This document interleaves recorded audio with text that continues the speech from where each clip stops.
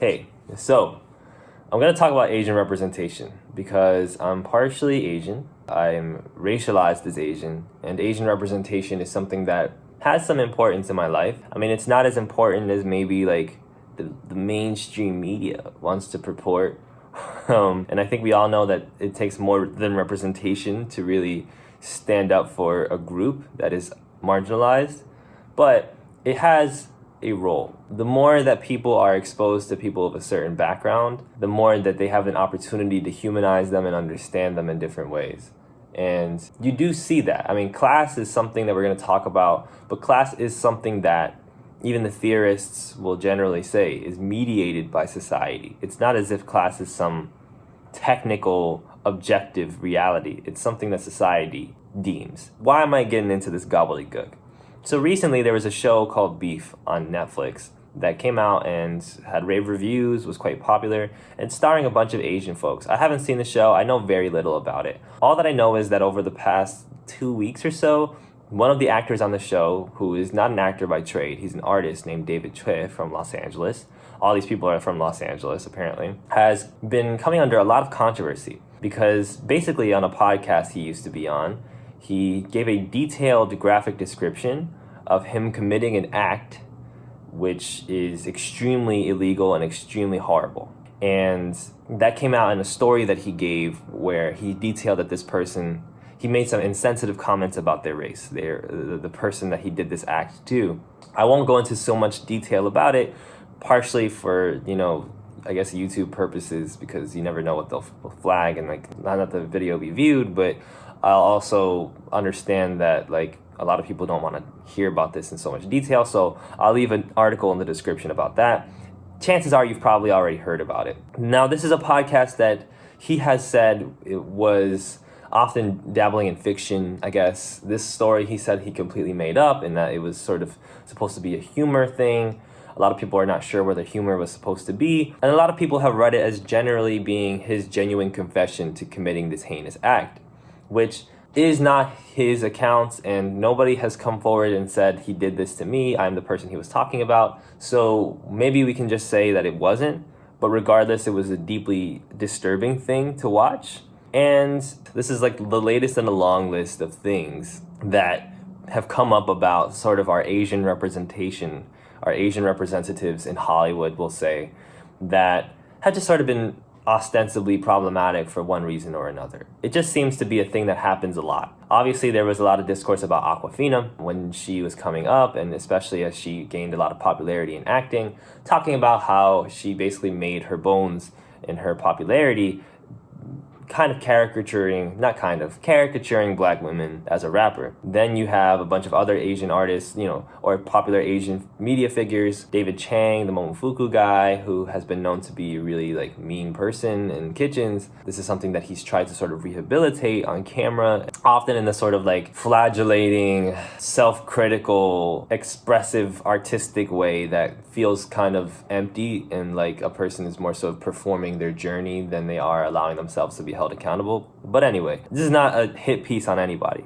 Eddie Huang is another person in this conversation. He was the creator of the show Fresh Off the Boat, and he's been criticized for how he talks about black culture and his interactions with a particular black activist on Twitter. So it's just mess after mess, and we don't have a lot of representatives. So it's not like there's so many people to choose from. And in particular, I think there's this big problem, 4.5 minutes into the video, there's this big problem with Asian representation, which is a recurring issue of representation in general, which is that the people that are your Asian representatives are from a specific background and have had a specific career path and essentially click together, which is sort of a normal thing that happens when it comes to any sort of small industry, small path to success, small path to fame that occurs for a particular marginalized group or any sort of group of relation. Is you have people that make it to the top and then they just stay there, even though they're not really at the full top, because they never really get to the top, but they just stay in this realm of relevancy and importance and power. And whoever comes in after them sort of meshes and melds into that group, either from having been in similar circles prior or having to integrate into that circle in order to get there. And so when we talk about, for instance, Stephen Yin and Ali Wong, who are part of the show and who are specifically like caping for this guy, David Choe, to be part of Beef and have come under a lot of criticism for that.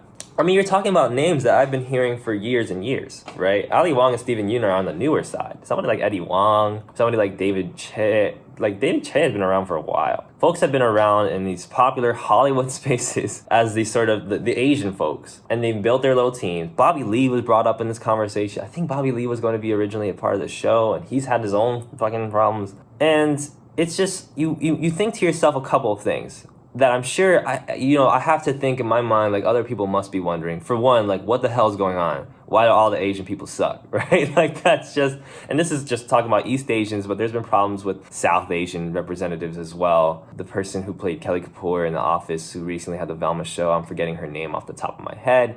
Aziz Ansari has had some kind of run-ins with some problematic things, which I won't get into. A lot of this is nuanced, of course, but these controversies sort of aren't even the full point. The point is that these folks are really protecting themselves and insulating themselves into a particular clique to where they dictate a lot of the Asian representation media. For instance, Asian American representation media is basically what I'm talking about. And they're never gonna be able to hold themselves accountable for certain things, right? Like, they're just sort of going to insulate further and protect themselves further.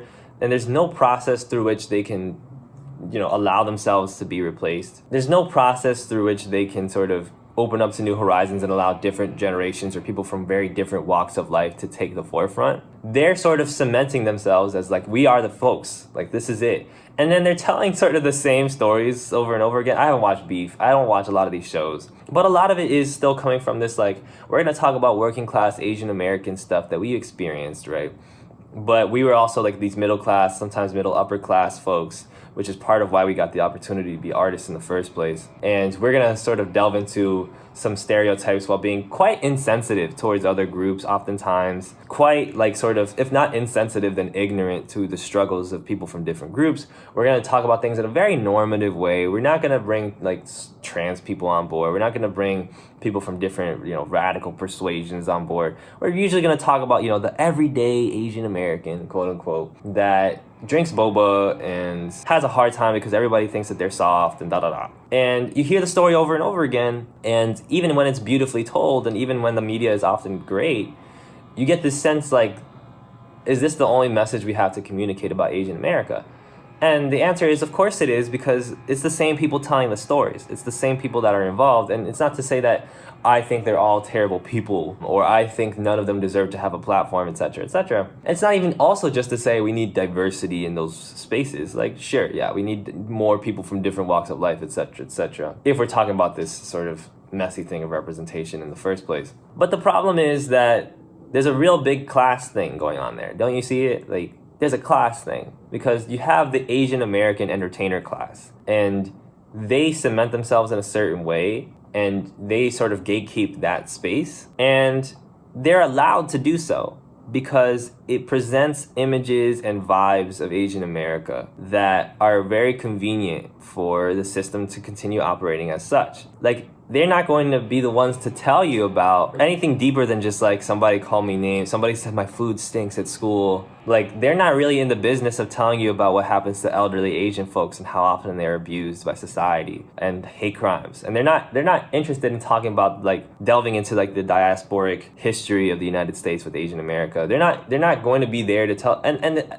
I'm not saying they even have to, but that's not their job. And so they're going to tell the story of what they went through in third grade, and it's going to be great and whatever. And it's not going to detail a lot of the really important class struggle and important identity struggle that takes place in Asian America, so that you don't have any realization that Asian American, for instance, is a term that was coined by activists. You have no understanding as an average everyday US citizen that one of the best friends of Malcolm X was an Asian American woman who was a radical. You don't have any understanding of like how Asian American groups form initially as a way to address, for instance, specific types of racialized hate crimes and racialized laws in the United States. Like, you don't have an understanding of Korean immigrant history. You don't have a great understanding of like Chinese immigrant history. You don't have a great understanding of like what happened after World War II or during World War II. Like, we don't get like internment camp stories. We don't get stories about what happened in the 70s as Japan rises as an economic power in the automobile industry, and that leads to young like Chinese people being grouped in as Japanese, racialized as Japanese, and then abused on that behalf. Sorry that it's loud out there. It's New York. I don't know what you want me to say. And you have to wonder why. Why does none of this stuff get taught?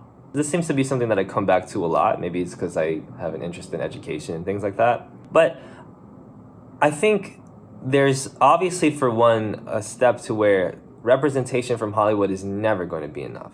It's never going to be good enough. A bunch of dudes in Hollywood that came up middle class, did a bunch of stand-up circuits, and now have 17 different podcasts and TV shows basically talking about how uncool they are and things like that. Like, these are not folks that are going to adequately describe race, but they are turned to as such. They are looked at as the storytellers for that, because that's what we do. We don't have any conception in society of talking about race as anything more than somebody that you're casting for a Disney movie. Okay, we don't have any understanding of race as something that is fomented in history and something that is specifically pseudoscientific to a point of upholding a specific racial caste system. Like, we think race is literally like something that is real. And we think ethnic backgrounds and cultural backgrounds are something that can be adequately learned about in a TV series on ABC. We think that, and we're supposed to be made to think that. That's the way that the U.S. education and the media system works. Oh, you want to learn about Asians today? Come check out the show by Ali Wong, and not, hey, here's a book, right? So obviously read books, but also it's not even to say like, here's specifically the breakdown about why this specific actor is a piece of crap or anything. But when you also look at the way that Asian people are treated as a result, I come across, and Foreign Man in Foreign Land, who I just put a clip of him on the channel, he had a video with Olivia Sun, and they talked about Black and Asian relations. When you look at the dynamic of Black and Asian relations, for instance, how am I supposed to get mad about Black people that say don't let Asian people rap or don't let Asian people in hip hop when I know that Eddie Wong and a bunch of these K-pop rappers and whatever that wear dreadlocks and stuff, like, and Jay Park, and like, these are the folks that constantly get not only like a platform, but get propagated as like doing the work of Asian representation. Like, it'd be one thing if they were just people on the side.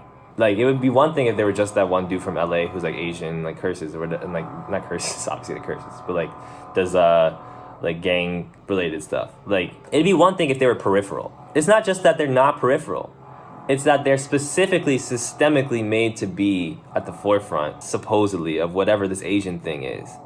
And so then when I look around and people are like, Asian people are corny, Asian people steal culture, Asian people do this, and that. And I know about what happened in the LA riots in Koreatown as well. Now my life is like affected, not to just be, oh, my life, but like, you look around at Asian people around, and it's a cycle that gets made, because then you get this antagonism towards Asian people, some of which is very fair, some of which isn't. And then they respond to that antagonism with more antagonism, because the only access to any education about why any of this happens is a TV show by Eddie Wong and a David Tripp podcast. Like, that's all we have. So Asian representation is very important. It is very important. And it's obviously not the ultimate thing. Obviously, universal healthcare, right? Like, season means of production, whatever. But it's important. It affects how we live. It affects how we learn. It affects how we're able to even do these things like collectivizing or whatever with each other. And yet, it's also under control. Like, what we understand as Asian representation, like, all we get out of it is under deep management by corporate powers and by cliques of a specific class that have no issue continuing to do whatever is necessary in order to keep their position in that class. And so, again, like, I'm not telling you to unstand or to watch this or to not watch that. I'm not saying I know who any of these people are in their day-to-day lives and how they act. I'm sure many of them are actually delightful people if you get to know them. But what we see is a formation of things. A systemic formulation even, words. And the effect is, when you sit there and you go, what the hell's going on with Asian representation? And why are Asian people like this? This is why. This is the reason that you think this way. This is the reason you feel this way. And it sucks, because as much as we like to dunk on boba liberals, boba is delicious. I love boba. And I feel like a lot of this art could be valuable. It could be great, but what can you say? It's very stinky. It smells.